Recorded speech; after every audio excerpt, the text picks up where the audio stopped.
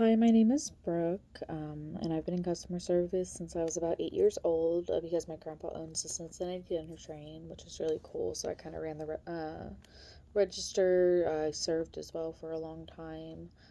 Um, since I started working like for real, once I turned 16, I've been in customer service pretty much my whole life, being, a server, a CSA. I worked at the Renaissance Festival for a few seasons, just a bunch of stuff like that. So I really am good with like interacting with customers.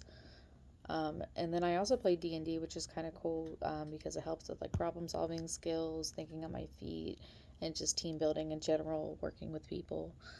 Um, my biggest professional weakness is probably my chronic illness, just because it kind of makes me sick and, makes me tired a lot and in pain a lot, which takes away from my ability to do my job. A time that I showed true grit at work was working when I worked at Steak and Shake. I was the only server there that night, and a table of 17, 18, and 20 came in.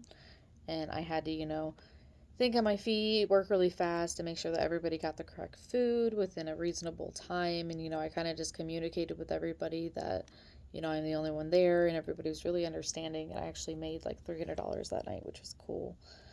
When I was promoted to GM at Jiffy Lube, it was kind of weird to find the balance because I was the only girl that worked there. So, like, going from the only girl CSA to the only girl, like, actual manager, it was hard to get, like, everybody to listen and, like, really take me seriously.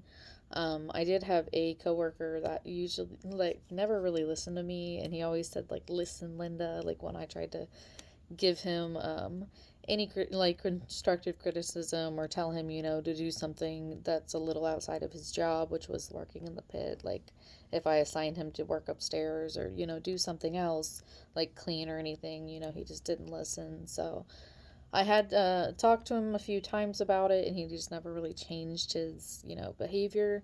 So I ended up transferring him stores because, like, I try to have like a fun and efficient work environment, and I couldn't do that with him being there.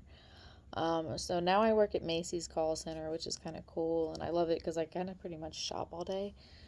And I really like that a lot too, just because it's like giving people like my real opinion on things is nice, and it kind of pushes them in a direction to buy an item.